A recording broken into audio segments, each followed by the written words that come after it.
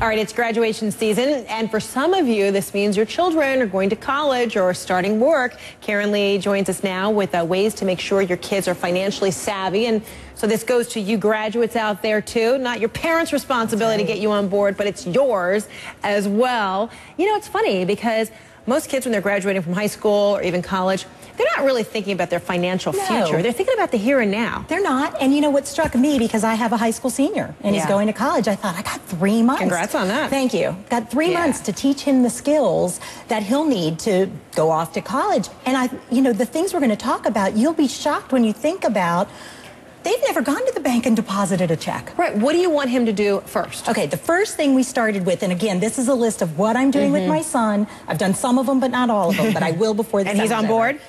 Well, he's been here all his life. Right, does he have a choice? So the first is the banking skills. So he already had a savings account. We set up checking, put a small amount in there, got him going online so he could figure out how to transfer, how to get a check from employment, make a deposit, go to the ATM, make a deposit through the ATM. So these are all things that are important. So really some kids graduate from high school and college have never done that part before? If they don't have their own checking account. Interesting. What's important too is go over all those hidden fees. He had no idea that if you go to a different machine than your machine, there's going to be a fee here and and it adds up. And $2, $2.50. That's right. So that's the banking, and of course make sure you go over overdraft, minimum balances, any of those hidden fees. The next thing's going to be credit cards and debit cards. And oh my gosh, especially for like incoming freshmen, it's extraordinary how the credit companies inundate you.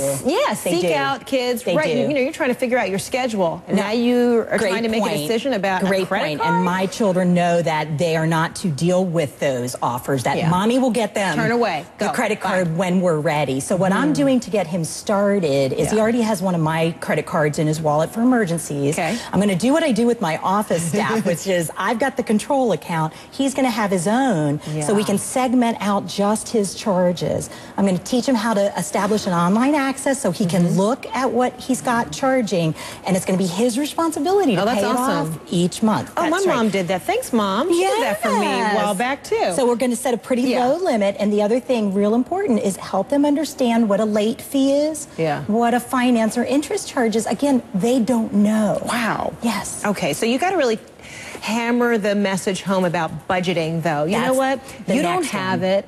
Don't spend it. Now this will come later. It will, but when I thought about this, I thought this is going to be a hard one to teach a college kid, because really you're already paying for their room and their board. So what kind of bills do they have? And I thought, well, we'll do it with spending money. We'll set them up. We'll have to decide, is it $50 a week or 75? But what I'll do is I'll suggest that I'll put it in his account every 2 weeks, just like a paycheck. And he'll use that for spending or the credit card bill. But here's the tough part for parents, Freds. You cannot send them extra money if they call. If they get in trouble, tuition's already taken care of, board, all that good stuff, food. If they get in trouble, this is the time for you to say, this is your tough lesson. Right. Now ask me. I'm not bailing you out. Ask me in 6 months if I can stick to it, but that's my plan. Crack right now. I know you can do it. I hope so. The next point, and again, this came to me a little later as I was thinking about this segment, was to start to introduce to them some what we think might be higher level concepts, but insurance.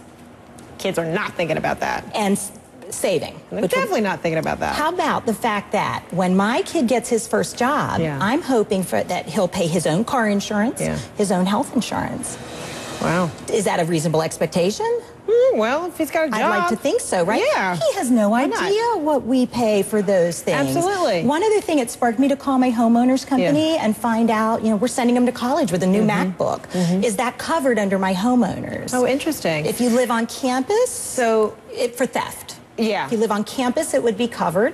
If you live in an apartment, you should get your renter's insurance. And they said, but Karen, you're not going to make a claim. You've got a $1,000 deductible. Oh my gosh. They suggested I buy a personal article policy. Oh, that's interesting. I said, well, give me a quote for a $1,000 computer, $30 for the whole year. So bottom line, as they get ready to embark on their lives, you know, post-graduation, high school or college, they just need to think about the big picture, your future, period, and include the finances in there. I think you as a parent, it's probably one of your final things to teach them. Important stuff. The last thing, most important, You need to paint a picture for them of your expectations. I've been saying to my son for several years, you're off my payroll in 4 years. Right, I'm not bailing you out. Right, that's right. Paint that picture if they are living at home, because we've got tough times right now. A lot of kids aren't finding jobs. It is I really recommend that they perhaps pay a little rent, cover some grocery money, set some expectations and they'll for them. appreciate where they are. I hope so. Karen Lee, thanks so much, and all the best to your grad. Thank you. Nerve-wracking, too. Yes. I know. Congrats. That's great. All right, and of course, you can reach Karen at KarenLeeAndAssociates.com. So it has been 4 months.